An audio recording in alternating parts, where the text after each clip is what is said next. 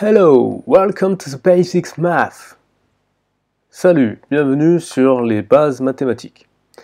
Épisode 2 on 28. Épisode 2 sur 28. What are numbers? Que sont les nombres? Numbers are basically a set of standard symbols that represent quantities. Les nombres sont un ensemble de symboles représentant des quantités. Examples. Exemple. 5 can represent the numbers of fingers in the hand. 26 can represent the number of letters in the Latin alphabet. 5 peut représenter le nombre de doigts d'une main. 26 peut représenter le nombre de lettres dans l'alphabet latin. Of course, we can choose any examples you want. Bien sûr, vous pouvez choisir autant d'exemples que vous voulez. Number in base 10. Les nombres en base 10. For the beginning of this course, we'll use the standard base 10. But think about the way we count the hours by groups of 60 minutes, or the days by groups of 24 hours, and so on. So, there are many different bases for different situations. For now, let's focus on base 10. Pour le début de ce cours, nous utiliserons la base 10 habituelle. Mais pensez au fait que nous comptons les heures par groupe de 60 minutes ou les jours par groupe de 24 heures, et ainsi de suite. Donc, il y a de nombreuses bases différentes pour des situations différentes. Mais pour l'instant, concentrons-nous sur la base 10. Basic arithmetic operations. Opérations arithmétiques de base. There are 4 basic operations: addition, subtraction, multiplication and division. Il y a 4 opérations de base: l'addition, la soustraction, la multiplication et la division. Addition. L'addition. We can see numbers like stairs or a line with graduation. Each graduation represents a number. Each step to the right represents an addition of 1. If you make 3 steps to the right, that means you add 3. For example, 2 plus 4 means you start from 2 and you make 4 steps to the right, so you get 6. Nous pouvons voir les nombres, comme les marches d'un escalier ou une droite graduée. Chaque graduation représente un nombre. Chaque pas vers la droite représente un ajout de 1. Si vous faites 3 pas vers la droite, cela signifie que vous ajoutez 3. Par exemple, 2 plus 4 signifie que vous partez de 2 et vous faites 4 pas vers la droite, donc vous obtenez 6. Digits and numbers. Les chiffres et les nombres.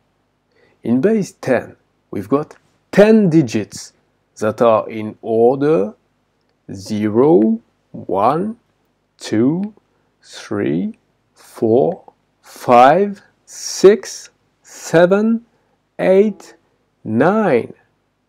So, when you add 1 to 9, you cannot use one single digit for representing the result, so we need to use also the position of a digit in the number in order to determine its value. For example, 6 plus 6 equals 7 plus 5 equals 8 plus 4 equals 9 plus 3 equals 10 plus 2 equals 12. The 1 represents 10 and the 2 represent 2. En base 10, nous avons 10 chiffres qui sont dans l'ordre 0, 1, 2, 3, 4, 5, 6, 7, 8, et 9. Donc lorsque vous ajoutez 1 à 9, vous ne pouvez pas utiliser seulement un chiffre pour représenter le résultat. Donc on utilise aussi la position du chiffre dans le nombre pour déterminer sa valeur. Par exemple, 6 plus 6 est égal à 7 plus 5, qui est égal à 8 plus 4, qui est égal à 9 plus 3, qui est égal à 10 plus 2, qui font 12, où le 1 représente 10 et le 2 représente 2. Subtraction, soustraction. If we walk on the graduation line to the left, we go in the negative way. So subtraction is walking to the left. When you're reading a text, you go forward from the left to the right, right? So, if you miss something, you have to go backward by moving to the left. For numbers, it's the same. Si nous marchons sur la droite graduée vers la gauche, nous allons dans le sens négatif. Donc la soustraction est la marche vers la gauche. Lorsque vous lisez un texte, vous allez vers l'avant, de la gauche vers la droite, n'est-ce pas? Donc, si vous ratez quelque chose, vous devez revenir en arrière en vous déplaçant vers la gauche. Pour les nombres, c'est pareil. Subtraction as a reverse addition. Soustraction comme une addition renversée. Making a subtraction is trying to find out what was the adding. For example, making 12 minus 5 is trying to find which number x you can add to 5 in order to get 12. 5 plus x equals 12 equals 5 plus 7 implies 12 minus 5 equals 7. Faire une soustraction, c'est essayer de trouver quelle était l'addition. Par exemple, faire 12 moins 5, c'est essayer de découvrir le nombre x que vous pouvez ajouter à 5 afin d'obtenir 12. 5 plus x égale 12, égale 5 plus 7, ce qui implique que 12 moins 5 est égal à 7. Multiplication as a repetition of addition.